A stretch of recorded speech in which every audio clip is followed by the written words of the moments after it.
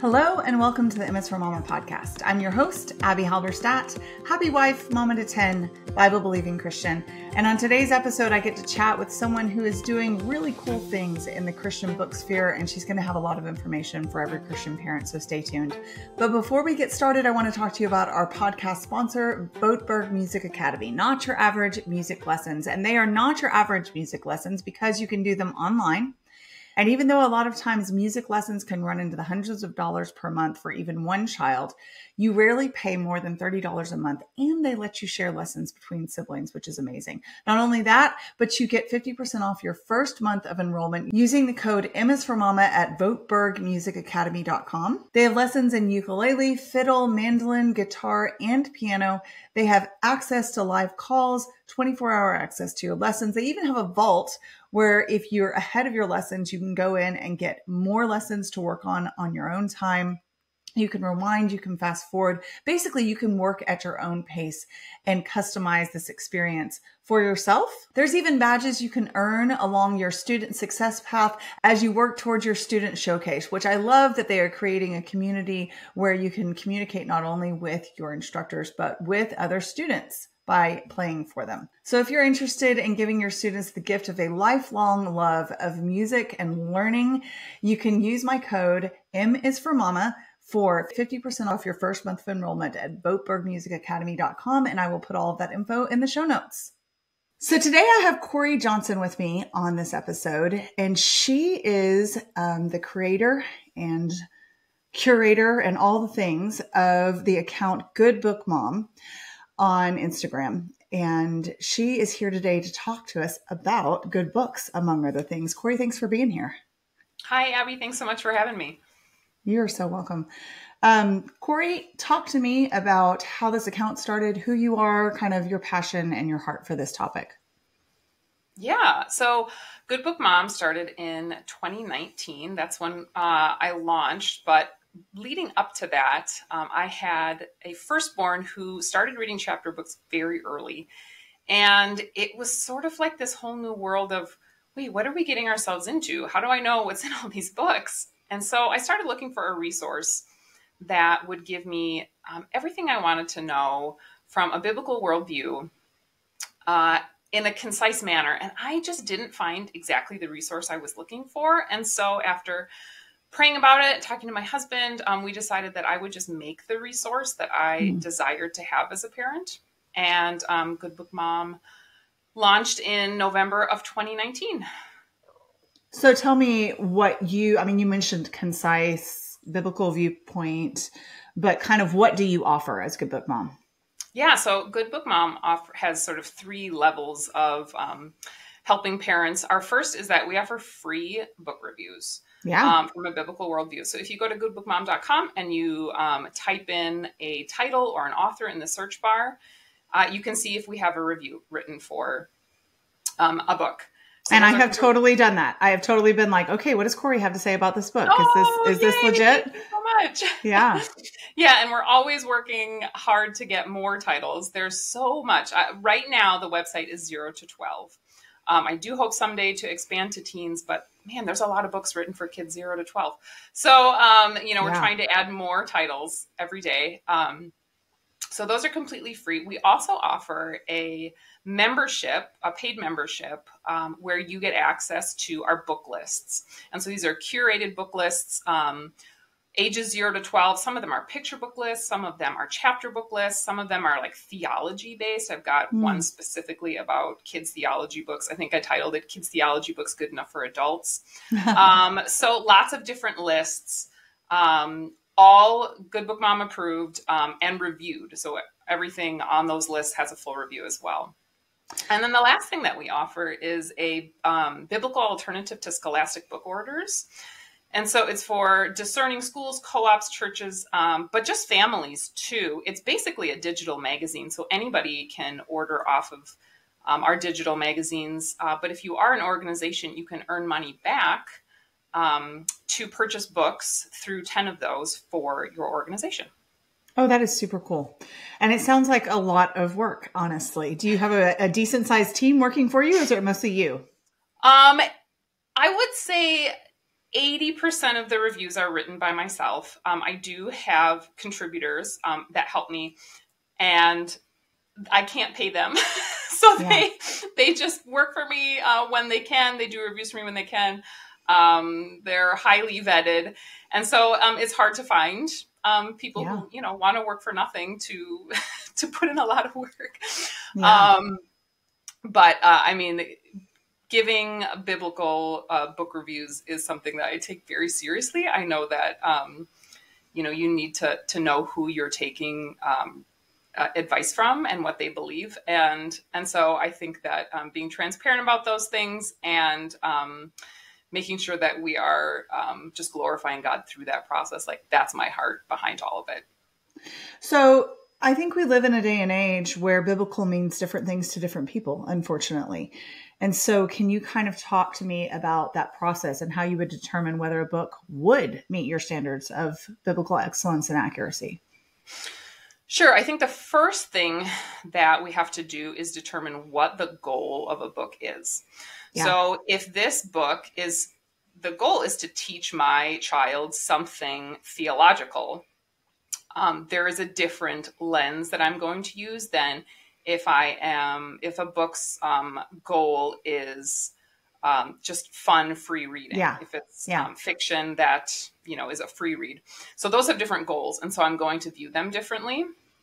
But when I'm looking at a book, I want to make sure that if it's communicating something about God, that I'm holding scripture up against it and making sure that it aligns with what scripture says. But no matter what kind of book it is, making sure that it doesn't glorify sin. And we cannot read books that don't have sin in them. Like that's not a thing. Right. If we're talking about fiction books anyway. And so we have to make sure that, we're choosing books that are not glorifying sin. Yeah. Because we live in a fallen world and there is sin, but the lens through which those things are portrayed is really important. And even though maybe the overt message is, hey, this is a fun book that's just meant as a free read, sometimes there is an underlying current of a message that they're trying to get across. And so making sure that message, if there is one, is also being held up to scripture. Yeah, that's so important. I can think of a book that my kids and I were reading recently, and we loved this author's first book so much. And then we got into the second one, and I was kind of determined. There wasn't anything overtly unbiblical about it in many ways, because I'm very sensitive to this too. I don't want to say that I love things that are good, right, and true and scriptural, and then somehow convey the opposite to my children by being like, this is no big deal. We're just going to gloss over this. But we were doing okay so far, except that my kids could not stand the main character because she lied and she did things that were, and of course, I'm hoping this author is going to go somewhere with redemption. We're going to redeem this. I'd heard good things about this book.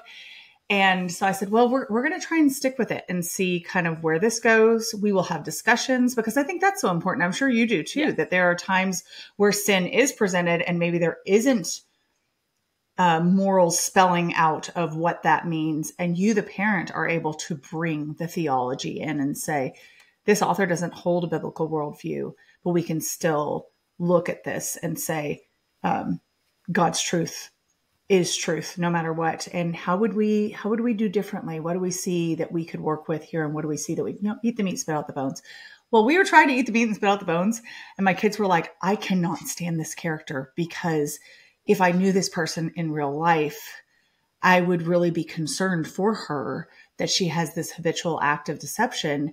And I would be, kind of worried she was lying to me all the time. And so we just dropped the book. It was like, this is not worth it for my kids to see me like determined to finish something that they feel really morally uncomfortable with. So we're not reading that one anymore.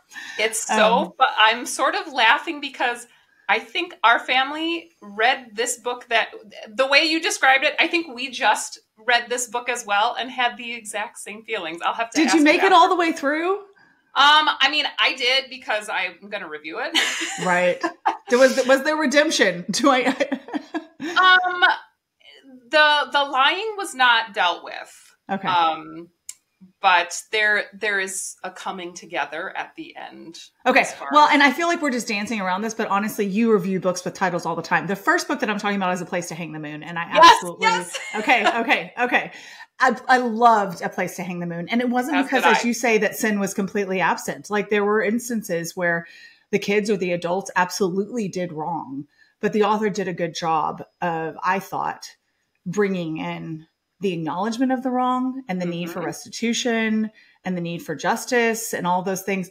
And we just weren't getting any of that with the second one. I can't even, the title of the second one is kind of convoluted, so I never say it correctly. Always Only Miracles or something like that. Yeah, something about miracles. I know I always mess the title up as well. Yes, that's nothing exactly but miracles, always, something like that. That's so funny that we were talking about the same book. Anyway, I have heard from people that really enjoyed it, that felt like there was redemption. And so I was just going to keep trying. And sometimes you just kind of have to use the discernment of gauging where your kids are in their ability to interact with that book and whether it's going to be beneficial to them. It's not necessarily just cut and dried, like this is right, this is wrong, this is good, this is bad. Although obviously there is absolute right and wrong. I'm not in some sort of moral ambiguity thing here. So one of the things that you have really been striving to do in creating this resource is to give alternatives to what is publicly available, right?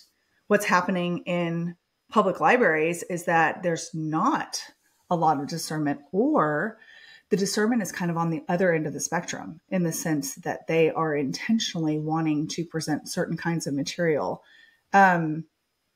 And I've heard you talk about this before. Can you kind of speak to that some?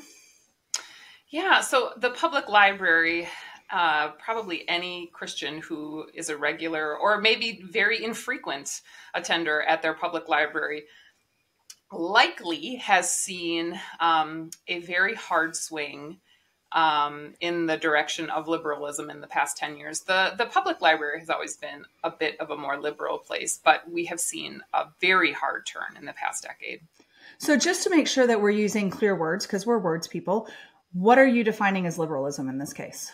Yeah, I would say ideologies that are pushing LGBTQ propaganda. Maybe not propaganda is the right word, but are pushing LGBTQ ideologies and putting forth ideas that are clearly anti-biblical. Yeah. So that the LGBTQ has been really at the forefront of public libraries in the past 5 years. But going back to even 10, we have seen a pretty hard change where those things used to be sort of reserved for the young adult and adult section. And in the past decade, we have seen them just flood the children's market, the middle grade and the children's market with LGBTQ books. Yeah. We are in the very infrequent library category. It's just always kind of been a source of stress to me. I will typically go buy a cheap copy of something I know to be something good that we're going to read a bunch of times. It's going to pass. We have 10 kids in our family. It's going to pass through a bunch of hands. I'll get it from thrift books or buy it cheaply on Amazon. And so I'm tending to vet ahead of time, which is why what you're doing is so helpful. And then find it cheaply because of the very reason that you're talking about. One, I don't have a lot of interest in going into a public library setting. Now, we live in a very conservative area in East Texas. We live in a very small town. And so our public library has not followed this route yet, although we have not gone there a lot recently. So they could be getting there. But I know the next city over has, to the point that the books that are front facing as soon as you walk into the children's section are primarily going to be promoting exactly the kind of values that you're talking about, the agendas that you're talking about. And so that would be one reason why it's kind of made sense for us to back off of that a little bit. And then another would just be that feeling of, I'm standing surrounded by books and I feel a little overwhelmed and I have little kids that need to go to the bathroom and all that. So I do find that what you're doing is so helpful because I don't have the time to do, I don't have a dedicated account to this. And so we tend to stick with the classics. You know, we're over here with the Boxcar Children and Little House on the Prairie and Anne of Green Gables and Ramona, although she gets controversial depending on which crowd you're talking to, you know, and Narnia and all these things, which I'm honestly fine with my kids kind of reading those over and over again for the rest of their lives because they are such good literature. Would you be able to, off the top of your head, this was not a topic that we discussed ahead of time, would you be able, off the top of your head, to give us your list of favorite classics? Yeah, and I think too, like the way that you said that, like there's absolutely nothing wrong with sticking with the classics. I think that our kids, I feel like people can sort of either slide one way or the other, where it's like my kids only read classics. Yeah. Or the other way, and it's like, oh, classics are, my kids, you know, don't like those. I'm not going to put them through that. So, and not, you know, it's not one or the other, but they're classics for a reason. Yeah. They are beloved for generations for a reason. Mm-hmm. And so, you know, when people are looking for literature that is going to stand the test of time, as well as teach their children, sort of develop the palette of good literature for their children, I mean, you do need to include the classics. Yeah. There's fantastic literature that's being written today. However, if we only read modern authors, we won't develop our palette and our children's palette for substantial literature. And I mean, even just if we take a look back at Narnia, the words, the word structure, the way that he speaks, mm-hmm. All the text just within, you know, even 50 years, we can see the difference in language. And so it is important to make sure that we are including the classics in our children's literary diet. But you don't have to be exclusive to the classics. Actually, several that you said were my favorite. I am a huge Narnia fan. Yeah. I know that it can also be controversial, but I love Narnia. And the more that I learn about Lewis and Tolkien and Dorothy Sayers, I am just drawn to them even more. And George MacDonald, any books written by them have really rich language, as well as their desire to, in their own way, create art that glorifies God and points to the creator, you know, and that's, I think, the highest form of art. And we can have that in literature too. And I think that they're really great examples of that.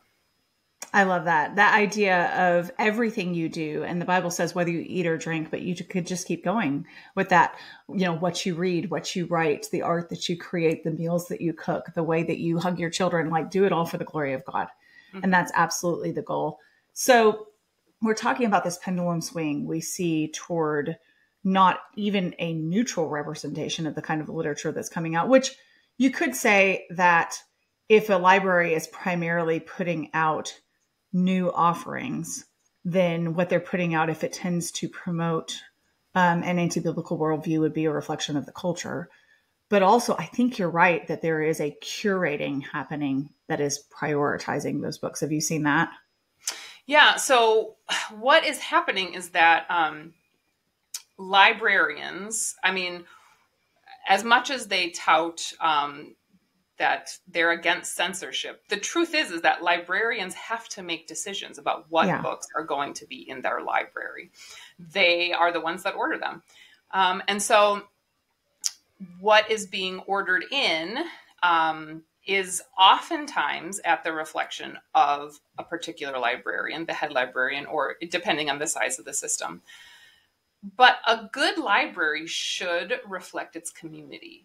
And I think that this is something that a lot of Christians, actually just a lot of people in general, don't actually realize, is that a librarian's job should be, and we're sort of getting away from this a little bit now with librarians, but they are supposed to be a neutral ground. And some librarians have actively rejected that now.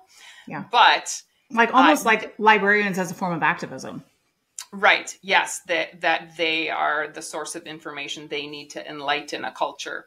Yeah. But you do still have a lot of librarians that think that it should be a neutral ground. But what's Mhm. happening is that to become a librarian, you have to go through a program that is certified by the ALA, because most libraries won't even look at an application from somebody who went to a program that's not ALA certified. Okay, so the ALA is the American Library Association, which is a very, very liberal organization. And so those programs that they certify are reflective of their liberal leanings. And so you have programs to get your master's that include courses in LGBTQ literature. Mm. There's no shying away from this in the process of getting your master's. And so, one, we have no biblically solid colleges that offer this master's degree because of the requirements that the ALA has put on Right. Yeah. this.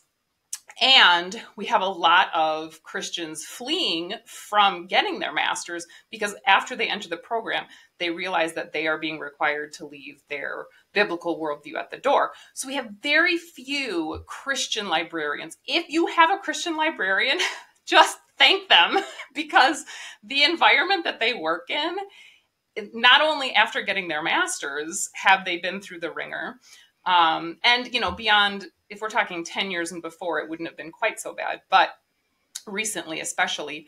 But if you have a Christian librarian, their environment of work, the ALA still has a lot of say in what happens in public libraries, and all the materials that they offer to public libraries, as well as the school library journal, which is also very liberal. And so we just don't have a lot of Christian librarians, and that is affecting the books that we see on the shelves in our libraries, because the librarians are going through these programs that are basically formed by the ALA and their desire, how they want their librarians to look. Wow. Okay. So that gives me so many more layers of the onion peeled back, I feel like, because it has felt a little more like it's probably more of an individual pursuit, but this definitely sounds more organized. I mean, maybe not that people are behind the scenes rubbing their hands together, but as you say, if you're not a Christian, you don't have a biblical worldview, and you truly believe that your job is to quote unquote enlighten others to a way of thinking that is anti-biblical, because for you that you believe that that's the most moral or the most good, then it makes sense that whether you're rubbing your hands together and saying "wah ha ha" in the background or not, you are being very intentional with your choices, in the same way that we seek to be very intentional with our choices, just for very different goals and with very different standards to start. So I know that there are a lot of parents out there that are thinking, okay, well, I didn't necessarily know about the ALA, and I didn't know about the library certification process, and I didn't know about the fact that you kind of have to have a master's, and to get that, you would have to be denying some of your core principles as a biblical Christian. Like that, okay, that makes more sense why this is being pushed so much and why only these types of people are getting in positions of curating these books. But that makes me feel powerless. Like, isn't that a closed loop? Then I therefore can't go be a librarian and change the system, because I would have to leave my brain, my Christian thinking at the door. So what can we do as parents? Yes, not all hope is lost. I know that sounds like so bleak. But also, what is interesting too, before we get to those things we can do, is that we have people who aren't even believers who are seeing the radical swing of the ALA. The head of the ALA is a very outspoken woman who has made some very bold remarks. If you do a Google search on her, it'll be interesting. But we have states now that are seeing, okay, maybe we're not pushing Christian morals, but this feels like a really hard swing. Mm-hmm. And there was actually some legislation put on the table in Georgia to require libraries to separate from the ALA. Now, it hasn't gone anywhere yet, but we do have even non-Christians sort of seeing this really radical shift in the library. And not everyone, even believers, not everyone's on board for that. And so Yeah. I am really hopeful that more people will see that an affiliation with the ALA isn't a necessity for librarians or libraries to serve their community well. I'm hoping. Is there some sort of legal requirement now? There is not, no. Okay. But I mean, it's sort of the trickle down effect.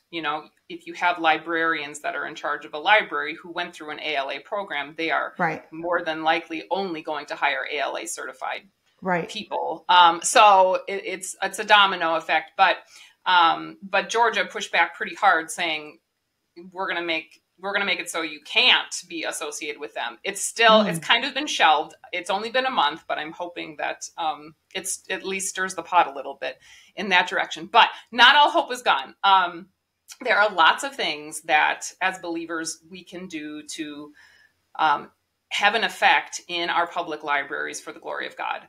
So the most important thing we can do, which is time consuming, but it really will affect every other tip that I am going to give you, is to form a relationship with your librarian.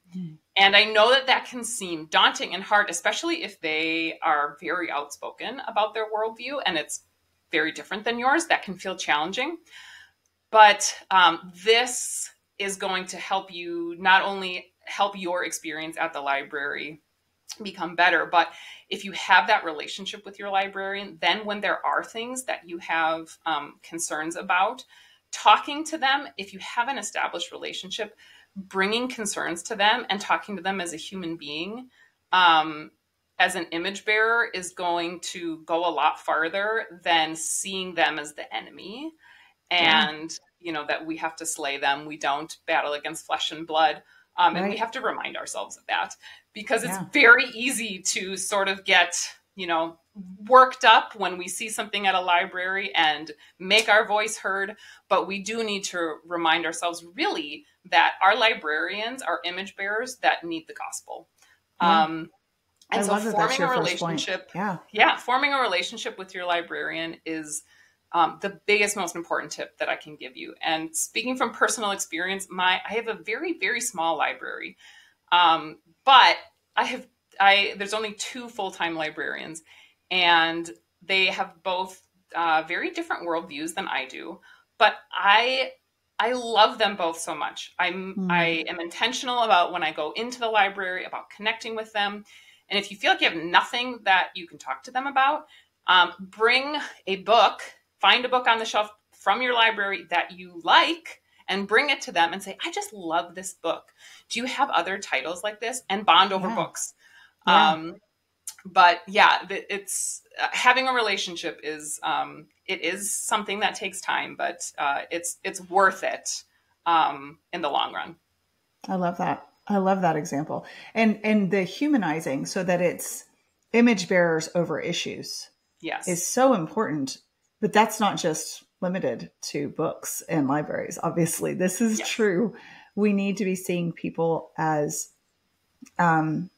desperately in need of the gospel, but also as people that God created and who bear his image. I love that. So tell us about some other tips. Tell us some things that we can do to be proactive, but not obnoxious, because I feel like that's where you're going with this. So there's really easy things that you can do.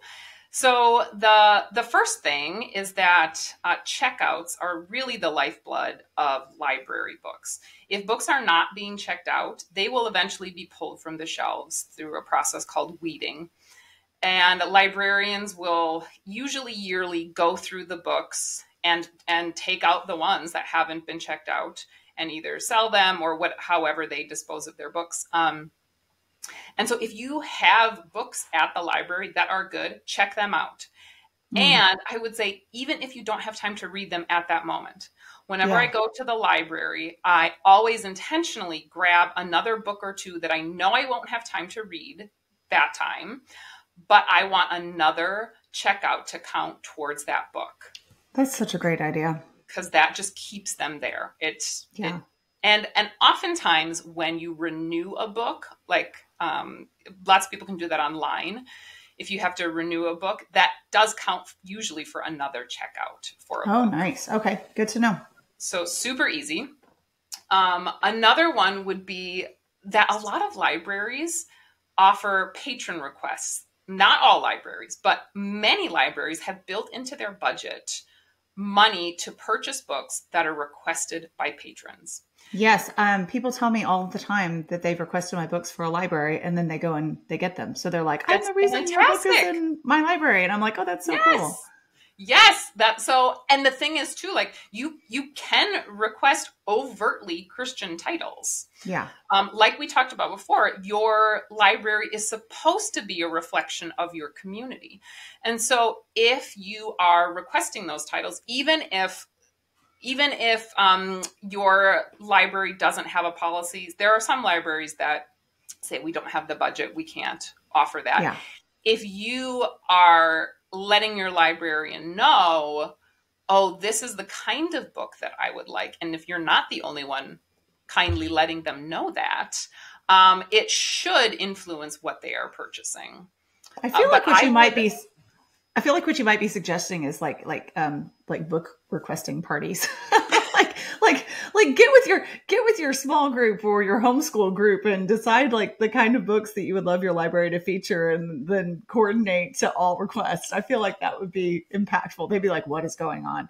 But I think it would, ping the system at the very least.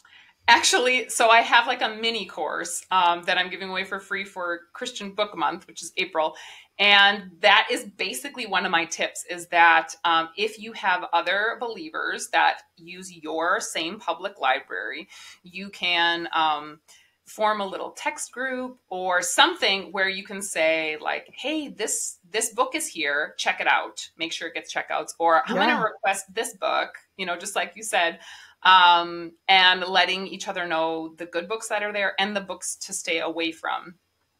So this one I learned from my friend Ann Say, but if there is a book. Oh, I love Ann. I do love Ann. She's so wonderful. And she has a heart for this too. But this is such a great tip. I have often heard people when they see, especially picture books, it usually happens with, they see a picture book that is pushing agendas that don't align with a biblical worldview. And so they take it and they slip it somewhere else in the library. They put it somewhere so that a child won't see it.